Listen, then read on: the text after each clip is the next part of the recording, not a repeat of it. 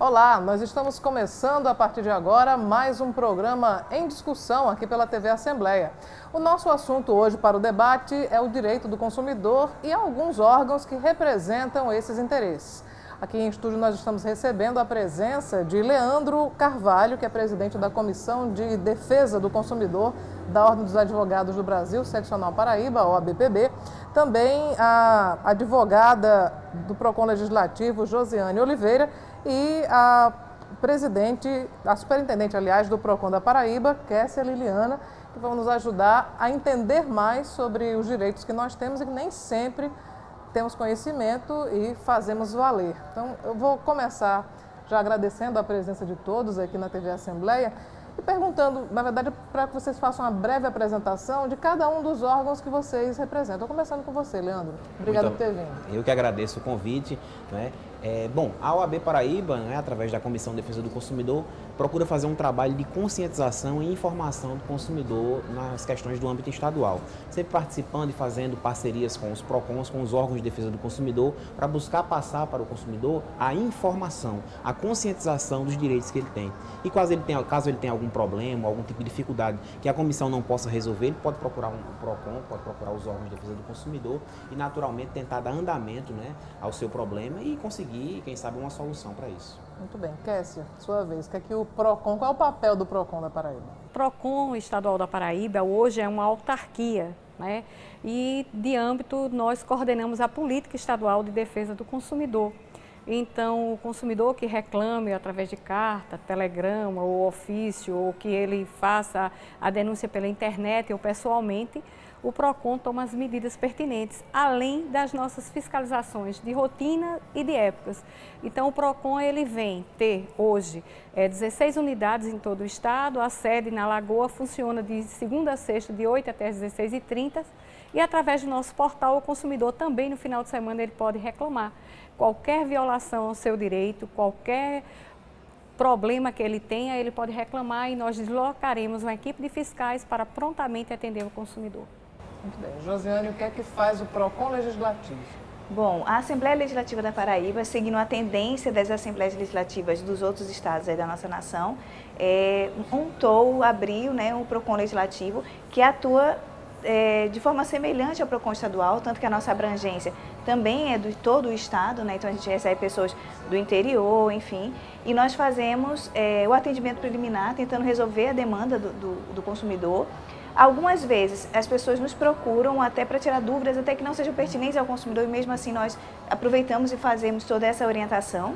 E aí nós abrimos a reclamação e todo o procedimento acontece aqui também. É no Paraíba Palace, né, que é a nova sede administrativa da Assembleia Legislativa. Então a gente funciona neste prédio. Habitualmente há um ranking que é divulgado normalmente pelos PROCONs com aquelas empresas que mais dão trabalho. E aí eu vou pedir que cada um de vocês faça um ranking dos mais trabalhosos, dos tipos de relação de consumo que na experiência, na vivência de vocês, significam aqueles trabalhos, aquelas queixas mais recorrentes. Leandro. Bom, em até seguindo o ranking que o próprio PROCON estadual faz, eu creio, se eu estiver errado me corrija, mas eu creio que seja a área de telecomunicações, né? A área de telefonia, eu coloco no geral, seja TV por assinatura, ou seja telefone, geralmente as reclamações maiores são nesses segmentos, e aqui sem tratar de operadora A, B ou C, mas tratando de forma geral, a grande problemática hoje do consumidor com relação ao desrespeito aos seus direitos é no tocante a essa área de telecomunicações como um todo. Kessia, no PROCON da Paraíba, quem é que dá mais dor de cabeça? Olha, concordo com o Leandro, vem as telefonias, mas nós temos dois momentos. O momento do atendimento preliminar, né, e o momento da reclamação. Então, no atendimento, aquelas queixas que chegam inicialmente, as telefonias e bancos, energia e a companhia de água. Essas são as mais demandadas, essas 4, com certeza. Quando a gente vai para a reclamação, modifica um pouco. Por quê? Porque no nosso atendimento preliminar, nós temos linhas diretas com essas empresas, então o índice de resolutividade, somente para você ter ideia, da nossa sede é de 92,8%. Ou seja, que passa para a reclamação em torno de mais de 60% a gente já resolve no atendimento preliminar. depois passa para a reclamação e nós temos também um índice de resolutividade de mais de 70%, que corresponde, chega a esse montante de 92,8%. Então, continua, concordo, são essas, mas quando vamos para as reclamações, aí modifica um pouco. Vai para a energia, vai para a telefonia, cai um pouco, e vem também concessionária de água e os bancos. Eu queria só lhe perguntar sobre esse momento inicial do atendimento, porque eu já passei pelo PROCON algumas vezes e tem muito consumidor que diz, eu não vou recorrer ao PROCON porque demora muito e daqui a um mês é que eu vou resolver, é melhor eu pagar e não reclamar. Mas não é verdade, né? Vocês têm uma espécie de canal direto com Isso. alguns dos órgãos das empresas mais demandadas e normalmente nesse contato inicial, acho que é isso a que você se refere, quando o PROCON entra em contato, é bem diferente do consumidor ele próprio reclamar, né? Não é isso? Exatamente. São as nossas linhas diretas que nós temos com várias empresas. Principalmente as grandes empresas, nós temos linhas diretas e eles sempre fazem esse acompanhamento nacional, né? Ou seja, se a empresa ela não estiver resolvendo no mínimo 60% no atendimento preliminar, eu já vou dar abertura, já vou cancelar esse benefício, porque o que é importante para mim é que seja resolvido o problema do consumidor. Não me interessa para o PROCON ser uma indústria de multa. Para mim é a resolutividade, é o consumidor chegar ao PROCON do Estado e ele já sair imediatamente com o problema dele resolvido. E é isso que acontece na grande maioria das vezes. Josiane, no PROCON legislativo, o que é que dá mais trabalho?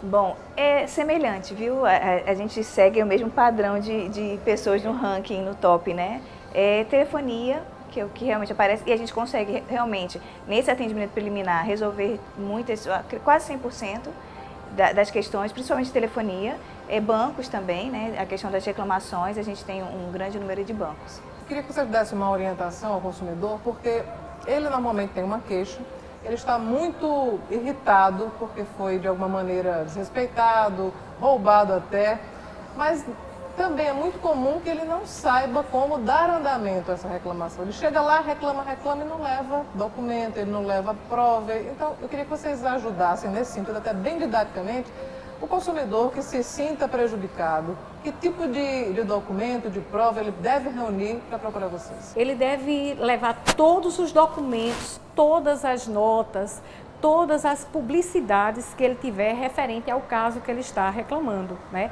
E também que ele seja o portador daquele direito. Caso contrário, já no nosso site ele vai poder fazer e imprimir uma procuração para que ele possa ser procurador do consumidor que ele esteja reivindicando os direitos. E aí sim, nós iremos fazer o registro dele ou no atendimento preliminar ou na própria reclamação e vamos dar andamento na reclamação propriamente dita. Lembrando, identidade, CPF, cópia de todos os documentos ou da publicidade que ele esteja sendo vítima.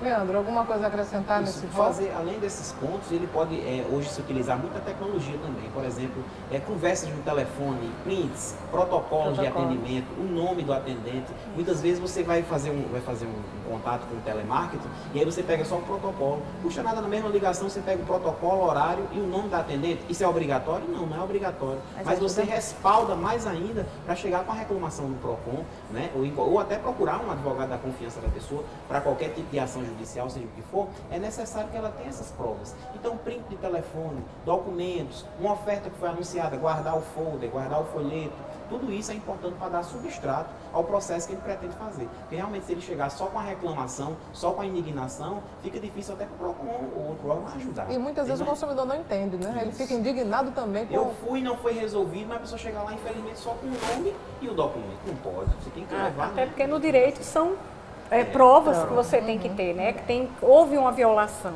Daí essa necessidade desta comprovação. Em casos que não tem essa possibilidade, o PROCON vai amealhar estas provas em audiência para subsidiar. Um contrato que ele não tenha, mas que ele assinou, né? Então tudo isso o PROCON serve na esfera administrativa para subsidiar possíveis reclamações no judiciário. Leandro, em que casos um advogado deve ser constituído para lutar pelo direito do consumidor? Você recomendaria que ele constituísse um advogado e não seria o caso de procurar o PROCON? os órgãos de defesa? Essa pergunta é totalmente pertinente e interessante no ponto seguinte. Eu faço uma introdução com relação ao Código de Processo Civil, que houve uma mudança agora em 2015. Nós temos uma cultura muito de litigar, de brigar, de procurar na justiça. E nós, inclusive o advogado tem essa orientação que esse não é o melhor caminho, muitas vezes. Em alguns casos inevitável. Indispensável. Isso, indispensável. Mas nessas situações você pode ver com calma e você procurar o profissional, ele vai indicar. Por exemplo, muitas situações que você vai ao PROCON, você pode ter interesse por indenização por danos morais. Você não vai poder conseguir isso aí no PROCON. Você, infelizmente ou felizmente, terá que procurar o judiciário para se ter essa indenização. Mas se você tem um problema e você não visa dano moral e só aquela resolutividade, é mais indicado muitas vezes você fazer uso do serviço administrativo do PROCON, porque lá vai ter uma resolutividade, né? Vai ter um tempo menor de atendimento. Muitas vezes se resolve em 30 dias ou 45 dias. A justiça, infelizmente, eu digo isso infelizmente mesmo, hoje o processo na justiça está muito demorado. Você dá entrada num processo hoje, você não vai resolver em 6 meses ou em 1 ano. Não adianta passar essa ideia, essa informação para o telespectador. Aliás, 1 ano seria um prazo muito rápido para a justiça. Isso, eu estou tentando ser cauteloso no que eu estou dizendo, mas muitas vezes passa disso. Então, analise se seu problema realmente precisa ir ao judiciário. Se precisar, você deve procurar um advogado da sua confiança, juntar a documentação e, naturalmente, fazer uso do serviço, que é um direito do cidadão. Agora, deve-se ter essa cautela também, porque muitas vezes você pode passar um processo por muito tempo na justiça e, naturalmente, não ter uma resolução como você aguarda e você passa todo esse tempo. E, Cláudia, só fazendo um adendo também, o consumidor ele pode reclamar sem sair de casa, pelo celular, através do portal www.consumidor.gov.br. As principais empresas de âmbito nacional, elas estão nesse portal. E as empresas, o consumidor entra, se cadastra, cria um login, faz o relato, escolhe lá a empresa, verifica se aquela empresa está no consumidor.gov e ele faz o relato. A empresa ela tem até 10 dias para resolver o problema. A média de resolutividade é em torno de 7 dias e o índice é de mais de 80%. Por quê? E é tão alto? Porque no consumidor.gov, diferente de propriamente o PROCON, é dos PROCONs, mas é diferente porque lá a empresa ela não sofre a sanção pecuniária. E lá é o consumidor junto com a empresa, diretamente consumidor e empresa, e aí ele vai fazer o quê? Vai negociar e ele vai ficar explícito apenas o caso e o índice de resolutividade é altíssimo. Josiane, o PROCON Legislativo é o mais jovem dos órgãos que nós estamos tratando aqui. Que tipo de espaço ele já conseguiu conquistar? Qual é o nível de credibilidade, de aceitação do PROCON Legislativo junto à sociedade? Bom, a gente tem tido muitas pessoas que nos procuram, né? Isso para a gente acaba sendo essa demonstração, né, da credibilidade do PROCON. O índice de resoluções são altos, as empresas realmente comparecem, né, nas audiências e têm interesse até para que seu nome fique bonito perante a sociedade, perante os consumidores. Então já estamos próximos de concluir esse bloco, mas eu queria só rapidamente colher a opinião de vocês a respeito de um site. Não é oficial, né? Que você falou sobre o consumidor.gov, mas existe um outro que é meio que um termômetro de trabalho das empresas, que é o Reclame Aqui. Eu queria que vocês dissessem o que é que vocês acham, se aprovam ou desaprovam. Eu particularmente, por mais que pese ele não seja oficial, mas eu aprovo, recomendo e eu utilizo. Porque isso é uma forma de você se precaver. Você vai contratar um serviço, né, e você, para analisar esse serviço, você põe lá no Google o nome desse serviço ou o nome dessa empresa no portal e vai aparecer as reclamações. E interessante, veja a credibilidade que terminou tendo o site. O problema que está lá, muitas vezes as empresas vão responder. Foi resolvido em tal data, em tal horário, protocolo tal. Então as empresas mesmo estão procurando dar uma credibilidade a esse portal, né? Agora, claro que ele não é formal, mas é um termômetro. A partir dali você vai analisar. Não vou procurar essa empresa, não. Ela está com 3.000 reclamações aqui, tem algo errado. Isso é importante o consumidor ficar acompanhando. Nós aconselhamos o consumidor procurar o consumidor.gov.br, que é um site do governo federal, que é acompanhado por todos os PROCONs, Ministérios Públicos e Defensorias Públicas, porque ele é extremamente fidedigno. O site Reclame Aqui, ele é mantido pelas empresas, então é um instrumento a mais para o consumidor reclamar. Mas os dois são muito bons e eu ainda fico com o consumidor.gov.br. Josiane, o que é que você acha? Até as redes sociais, hoje a gente acaba vendo alguma reclamação de determinada empresa e a empresa responde para que limpe a sua imagem, né? Então, a busca pela informação é muito importante pelo consumidor. Então, tudo que nos for fornecido para nos prepararmos e nos instruirmos a respeito de uma empresa, do produto que a gente vai comprar é muito válido. Eu acho que vale a pena, sim. Nós vamos a um breve intervalo e na volta nós vamos falar sobre casos específicos. Aquelas situações em que você fica em dúvida, procuro ou não procuro o PROCON, o que é que eu faço, tenho direito ou não tenho? Daqui a pouco a gente conta tudo para você aqui no Em Discussão.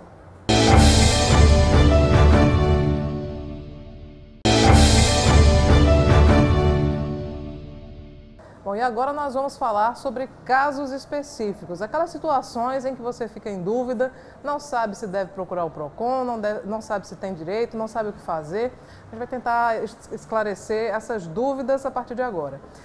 Há uma situação em que o consumidor tem o serviço cortado, seja de água, energia, TV por assinatura, telefone, mesmo tendo pago a fatura, mesmo tendo quitado a fatura.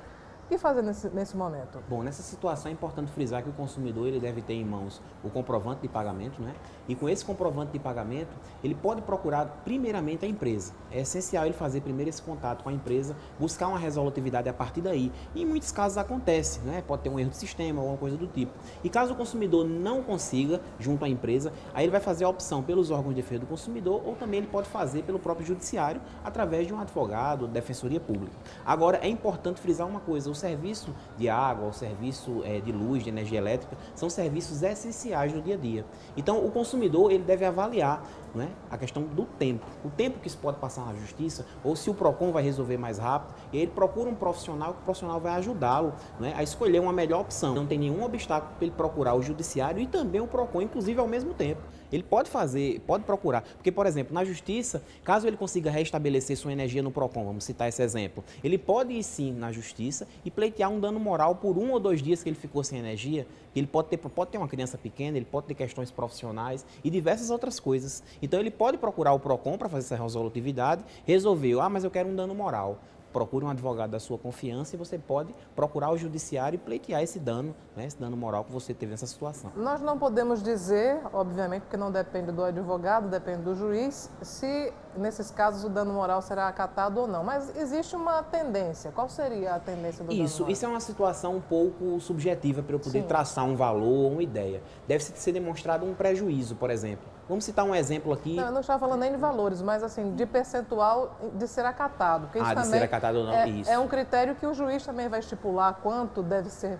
Vai depender da situação e do prejuízo. Vamos numa situação hipotética que você tem um trabalho para entregar no outro dia, por exemplo, ou profissional, ou de escola, ou de universidade. E devido à falta de energia, você comprove que foi prejudicado naquela entrega porque o seu fornecimento foi cortado de forma indevida. A partir daí, você vai procurar o judiciário, fazer a comprovação e possivelmente você vai ter um dano moral em cima daquele prejuízo. Ou seus produtos que estragaram na geladeira, sua energia foi cortada indevidamente, estragou toda a sua feira do mês ali, aqueles produtos perecíveis. Você faz a comprovação e você pode ter um ressarcimento material também. Por que eu digo poderá? Porque como a senhora bem frisou, isso não vai depender do advogado, naturalmente vai depender do Estado juiz que vai dizer, não é, naturalmente, se você está certo ou não. Mas tudo isso fazendo a juntada das provas, colocando as provas no processo, seja material ou para dano moral, se for tudo comprovado, vai se ter uma audiência e não tendo acordo, vai para a sentença e pode-se sim ter um dano moral ou material nessa situação. Kessia, o consumidor é obrigado a manter durante 5 anos aqueles comprovantes de pagamento de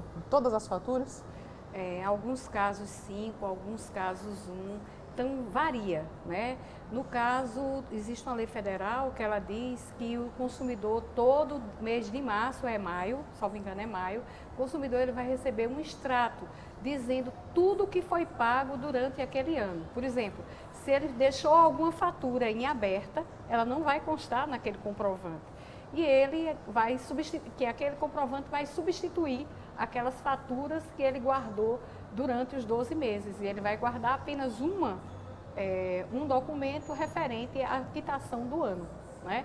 E lembrando, só fazendo adendo, o serviço essencial ele tem que ser contínuo, né? Então o artigo 22 do Código diz isso, que essa obrigatoriedade Caso, nesse caso, como vocês colocaram, havendo pagamento efetivo e a não prestação de serviço é caracterizado e, com certeza, é um bom processo para que o advogado possa ingressar para requerer danos morais, materiais e no PROCON, com certeza, se resolve em poucos momentos. Josiane, há casos em que há uma oscilação da energia e gera o dano nos equipamentos eletrônicos. O que fazer nesse momento? Bom, nesse caso aí também é a questão da comprovação. Você comprovar que sua televisão, seu aparelho eletrodoméstico, enfim, queimou, pifou por conta daquela oscilação, a gente também consegue, em sede PROCON, ter essa restituição. O consumidor compra um produto e só quando chega em casa ele verifica que o produto está fora da validade ou que não apresenta, mesmo estando na validade, mas não apresenta condições para o consumo. Qual o procedimento? O produto impróprio para o consumo, se ele for constatado na sua residência, você pode pegar esse produto, juntamente com a nota fiscal, voltar no supermercado para fazer a troca desse produto, né? Ou, naturalmente, pegar o seu dinheiro de volta caso ele não tenha. Existe uma lei aqui, uma lei estadual, que trata também desse assunto, com relação a quando você encontra um produto vencido, não é, na localidade, em um supermercado, em algum estabelecimento, que a lei assegura que o consumidor receba 2 produtos gratuitos como forma de punição para a empresa por ela manter, não é, no seu estabelecimento algum produto impróprio para o consumo. Lembrando também que isso é crime, não é, vender esse tipo de produto, então se for constatado pela fiscalização dos PROCONs, isso pode dar multa, inclusive é passível até de prisão, né, por se estar vendendo esse tipo de produto no supermercado ou em algum, né, estabelecimento que trabalhe com questões alimentícias. Uma outra dúvida do consumidor é: um consumidor em atraso no pagamento da conta telefônica pode fazer a migração para outra operadora? Não. A Anatel, ela inclusive tem uma resolução que trata dessas questões e é bem claro, lá você pode fazer a portabilidade, mas se você tiver em débito, não, você tem que fazer o pagamento de todas as suas faturas, fazer todos os pagamentos, para aí sim você requerer ou cancelamento ou a troca. Porque se você tiver com 3 faturas atrasadas e pedir cancelamento, infelizmente não vai cancelar. E se você quiser mudar de operadora também não. Tem que estar todo kit, tem que estar tudo ok, tudo pago, aí você pode cancelar ou fazer a mudança. Essa questão da migração, na opinião de vocês, melhorou a qualidade do serviço ou não? Deu mais opções ao consumidor, né? Que antes ele ficava refém de uma única operadora e hoje ele pode passar por quantas ele queira, mantendo aquele número que tem uma certa já acesso àquele número, as pessoas já o conhecem, e aí ele mesmo vai escolher qual é aquela que melhor se adequa a ele. Na sua opinião, Josiane? A concorrência sempre vai ser boa para o consumidor. Isso é um princípio, eu acho que de economia, né? Sempre quando tem essa possibilidade de concorrência, porque o consumidor vai exatamente escolher aquela que melhor lhe agrada, melhor lhe serve, né? E aí a empresa vai sempre tentar melhorar o seu serviço. A ideia é essa, né? No caso de um computador ou um aparelho de telefone que apresenta defeito, há algumas empresas que têm a assistência técnica fora da Paraíba e o consumidor tem que mandar esse aparelho para ser reparado fora do estado.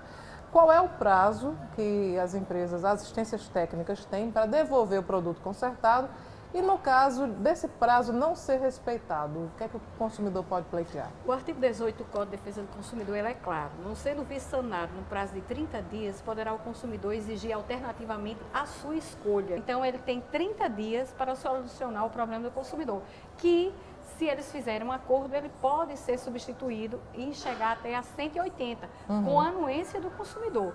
Não sendo cumprido esse prazo, o consumidor tem direito à restituição do dinheiro devidamente corrigido, abatimento proporcional ou a troca do aparelho por outro igual ou similar.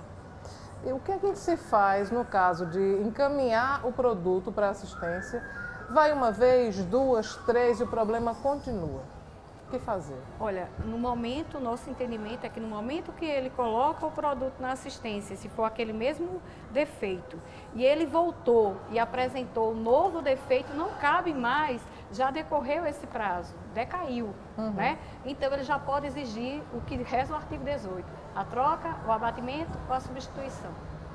Há uma modalidade que hoje se pratica em grandes magazines de oferecer ao consumidor um dispositivo chamado garantia estendida. Qual a opinião de vocês a respeito? Vale a pena ou não? Bom, a garantia estendida, inclusive é importante frisar que ela é uma espécie de seguro, não é? Um seguro. E a garantia estendida, ela tem suas vantagens e tem seus benefícios. Porém, é preciso o consumidor ficar atento a algumas situações. Muitas vezes é oferecida essa garantia estendida, se faz um contrato dessa garantia e quando o consumidor vai utilizar, não está disponível, por algum problema, por alguma dificuldade. Então, é importante também o consumidor ficar atento ao seguinte, muitos contratos constam o seguinte, você vai ter a garantia legal, vai ter a garantia contratual que a empresa vai lhe fornecer, tudo direitinho, e só quando acabar essa garantia é que vai começar a valer a garantia estendida. Muitas vezes o consumidor compra o produto hoje, aí semana que vem ele tem um problema, e aí ele já quer usar a garantia estendida. Não, não é assim. Ele só é subsidiário, ele só vai utilizar depois. Quando acabar a garantia normal. Isso, quando acabar a garantia legal e a garantia contratual. E é muito comum também, muitos consumidores, às vezes, eles nem têm ciência que estão contratando a garantia estendida, né? Lembrando que por ser uma compra feita fora do estabelecimento comercial, o consumidor tem 7 dias para se arrepender, mesmo que ele vá lá na loja. Mas a seguradora não funciona lá. Então, como é um preposto que faz isso, então o consumidor em 7 dias ele tem o direito de se arrepender e cancelar a compra da garantia estendida, que atua somente no seguro, como o doutor Leandro falou. Nós falamos muito sobre as compras e de maneira presencial, mas hoje é muito comum compras pela internet. Eu sei que nós já estamos com o tempo quase esgotado e queria que vocês falassem de uma maneira bastante objetiva sobre as regras das compras pela internet e o que é que o consumidor tem direito quando compra online. Ele tem o direito de arrependimento. Né? Porque esse direito São 7 dias, né? 7 dias. E ele vai poder avaliar se aquele produto lhe serve ou não. E caso ele não deseje ficar com aquele produto, ele devolve com todas as despesas por conta do fornecedor. Mesmo que ele não apresente. Pronto, era essa sem pergunta. justificar. Ele diz quero ou não quero. É o direito de arrependimento. E deve ser suportado pelo fornecedor. Até porque isso já está incluso no preço final do produto que é ofertado. Porque é um mecanismo a mais que o legislador colocou para proteger o consumidor. E não importa se não gostou da cor, ele não precisa nem justificar se não foi a cor, tamanho. Não quero, ponto Não final. quero mais Pronto. e ponto final. A gente teve até um caso polêmico uma vez que uma pessoa comprou uma Ferrari pela internet, né? Chegou, é um caso clássico, ele usou e se arrependeu, devolveu, né? Mas uma Ferrari, notadamente, é o top do top, né? E neste caso, o judiciário, ele viu que não era boa-fé, que é o princípio que reza o Código de Defesa do Consumidor. É um princípio de mão dupla do consumidor e do fornecedor. E neste caso, esse consumidor, ele não agiu com a boa-fé devida, ele teve que pagar o ressarcimento de um período que ele utilizou o veículo. Até porque o valor de uma Ferrari nova e de uma Ferrari usada é bastante diferente, né? Bom, eu queria agradecer, Leandro, Kessia e Josiane, pela presença de vocês e pelas informações aqui à TV Assembleia. A OAB Paraíba agradece o convite através da Comissão de Defesa do Consumidor e estamos sempre à disposição. O Procon Paraíba também sempre está à disposição de todos os consumidores e de todos vocês. É um prazer poder trabalhar junto. Procon Legislativo também, estamos aqui no Paraíba Palace, né, aguardando todo consumidor para prestarmos esse auxílio, né? Muito bem, o Em Discussão de hoje fica por aqui. Nós voltamos na próxima edição trazendo mais outro tema para o debate aqui na TV Assembleia. Até